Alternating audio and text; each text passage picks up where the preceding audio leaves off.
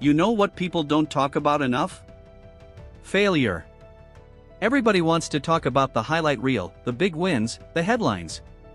But the truth is, success is built on a mountain of setbacks.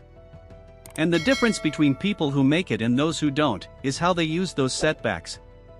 When I was a kid growing up in Hollis, Queens, I didn't have money. I didn't have connections. What I had was hustle. I was sewing hats on my mom's kitchen table, selling them out of a little bag on the street corner. I was broke. I was grinding. And every day was a setback in some way. People laughed. People doubted. Banks told me no. But you know what? I didn't stop. I kept turning those no's into fuel. And eventually, FUBU was born for us, by us. And it changed my life. That's what I want to talk to you about today, turning setbacks into comebacks. 1. Setbacks are training grounds. The first thing you have to understand is this: setbacks are training grounds, not dead ends. Think about it like this: when you hit a wall, you have two choices: walk away, or learn how to climb it. Every single setback is teaching you something. Maybe it's teaching you to be patient. Maybe it's teaching you to get creative. Maybe it's teaching you who's really on your side. But it's never wasted unless you waste it. Look at every great entrepreneur, every great leader. They didn't just succeed because of their wins. They succeeded because they learned from their losses. 2. Fail fast, learn faster. Here's the thing about failure: you can't avoid it. But you can decide how long you're gonna sit in it. When I was starting out, I failed fast. I tested ideas quickly. If something didn't work, I didn't sit around crying about it. I learned, adjusted, and moved on. Too many people treat failure like a final sentence. I failed, so I guess I'm done. No. That's just the first draft. That's just step 1. The faster you learn, the faster you win. 3. Turn pain into fuel. One of the most powerful things you can do is take the pain of a setback and turn it into energy. Some of you were told you weren't good enough. Some of you got rejected from jobs, schools, relationships. Some of you lost money, lost time, lost faith.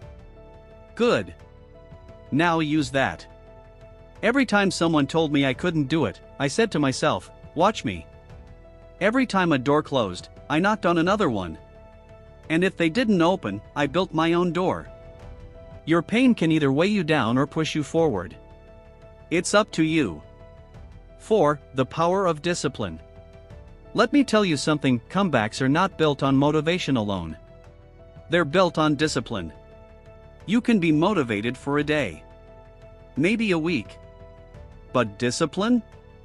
That's what carries you through when motivation runs out.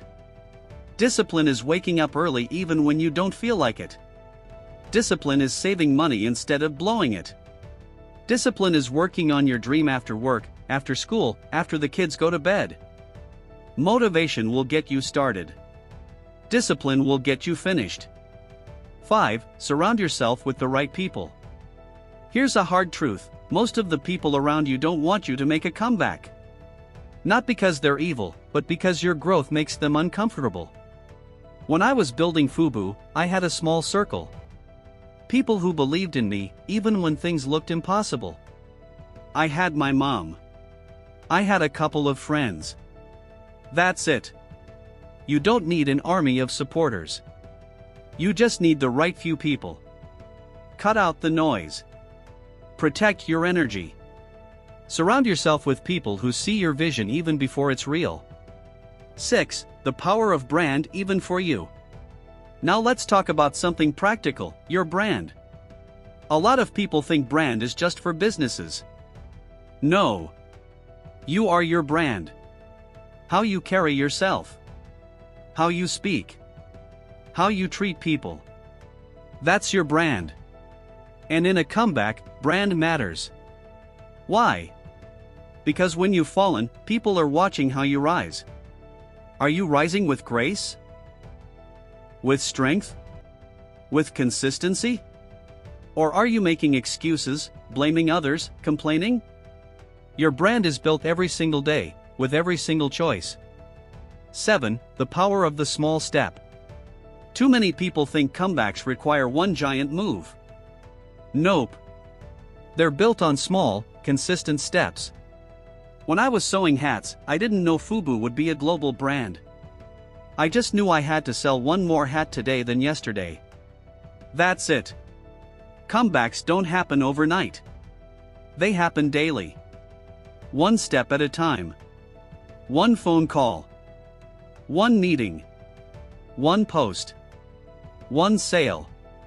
Don't underestimate the power of small steps. 8. Bet on yourself. Let's be real, most of the world won't bet on you. And that's okay, because you don't need them to. You just need you. I mortgaged my mom's house to fund FUBU. Risky? Absolutely. But I believed in myself. I believed in the vision. And that's what you have to do, bet on yourself, even when it's scary. Because if you don't, who will? 9. Never forget where you came from. Listen. Your setbacks, your struggles, your scars, they're part of your story. Don't hide them. Don't be ashamed of them. The world respects people who are authentic. People who are real. People who own their story, good and bad. So when you rise, don't forget the grind. Don't forget the nights you cried, the days you doubted, the failures that shaped you.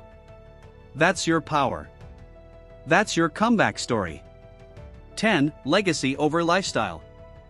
At the end of the day, your comeback isn't just about you. It's about the people watching you. Your kids. Your family. Your community. Every time you rise, you give someone else permission to rise too. Every time you fight back, you light a path for someone else. So don't just chase lifestyle. Chase legacy. Leave behind something bigger than yourself. So here's what I want you to take away today. Setbacks are not the end. They are the beginning of your comeback. You've got the power.